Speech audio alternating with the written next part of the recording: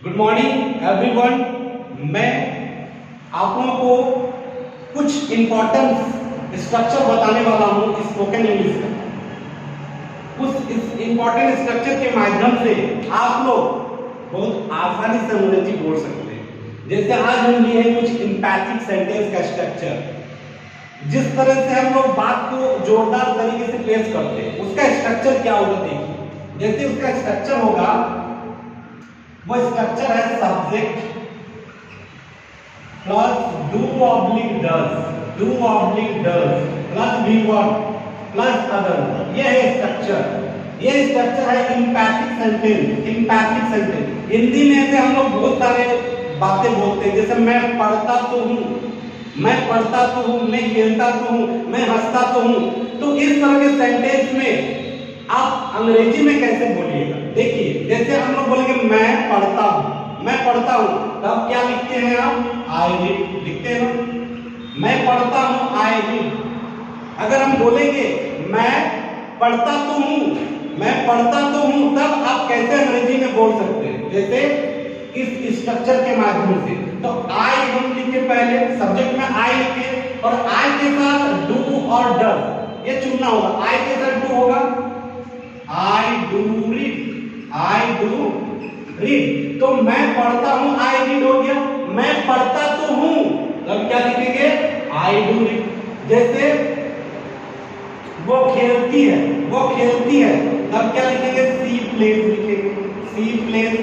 वो खेलती है, सी प्लेज। अगर बोलेंगे वो खेलती तो है, तब क्या हो जाएगा?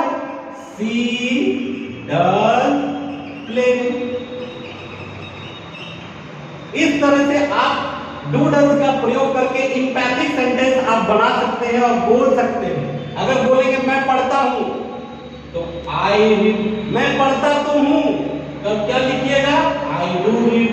उसके बाद लिखिए वो खेलती है, सी प्लेज हम लोग लिखते हैं या बोलते हैं। अगर बोलेंगे वो खेलती तो है, तब क्या हो जाएगा? सी डज प्ले। तो इस तरह से आप एम्पैथिक ये स्ट्रक्चर के माध्यम से आप उस चीज को बना सकते हैं।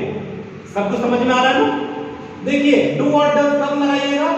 जब सेंटेंस में आप किसी चीज को जोरदार तरीके से पेश कर रहे हैं। जैसे बोले मैं पढ़ता तो हूं, आप उस चीज को जोरदार तरीके से बोल रहे हैं, तो क्या होगा? I do read.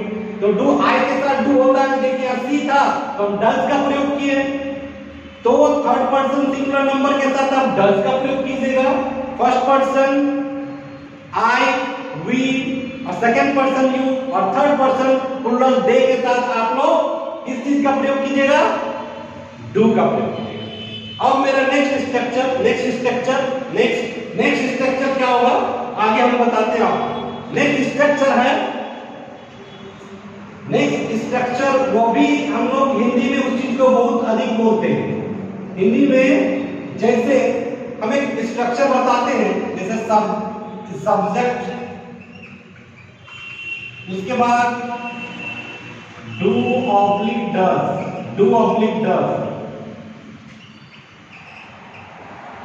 नथिंग, उसके बाद बट, उसके बाद वर्ब का फर्स्ट फॉर्म, फिर अदर।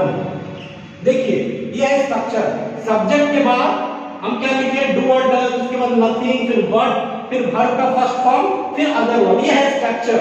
इस स्ट्रक्चर को आप याद कर लेंगे और बोलने का कोशिश करेंगे तो आसानी से आप अंग्रेजी बोल सकते हैं। हम लोग जैसे बोलते ना, तुम दिन भर खेलते ही रहते, इस तरह का हम लोग हिंदी में बोलते हैं। उसको हम अंग्रेजी में कैसे बोलेंगे? देखिए तुम दिन भर खेलते ही रहते हो, तो तुम का यू हुआ, तुम का हम क्या लिखे? यू।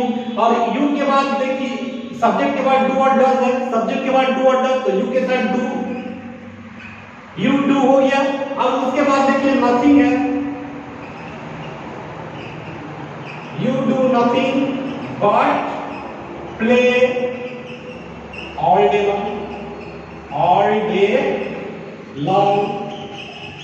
अगर आप इस चीज को अंग्रेजी में बोलना चाहेंगे तो क्या बोलिएगा? You do nothing but play all day long. तुम दिन भर खेलते ही रहते हो, you do nothing but play all day long. इस तरह से आप अंग्रेजी में बोल सकते हैं। उसी तरह जैसे वो हंसती ही रहती है, तो क्या हो जाएगा? सी। तो सी के साथ हम लोग क्या लगाएंगे? सब्जेक्ट सब्जेक्ट के साथ अगर मान लीजिए सी है तो सी के साथ डज, तो she does nothing, she does nothing but love,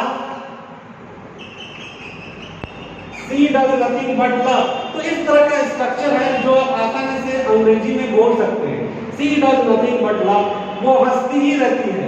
तो क्या हो गया, सी के साथ डज, मतलब आपको ध्यान रखना अगर सब्जेक्ट सिंगुलर है तो डज का प्रयोग कीजिएगा, सब्जेक्ट अगर प्लूरल है तो डू का प्रयोग कीजिएगा। यही आज का मेरा क्लास इतना ही है। आगे आप लोगों को बहुत सारे ऑनलाइन क्लास हम देने वाले हैं। धन्यवाद।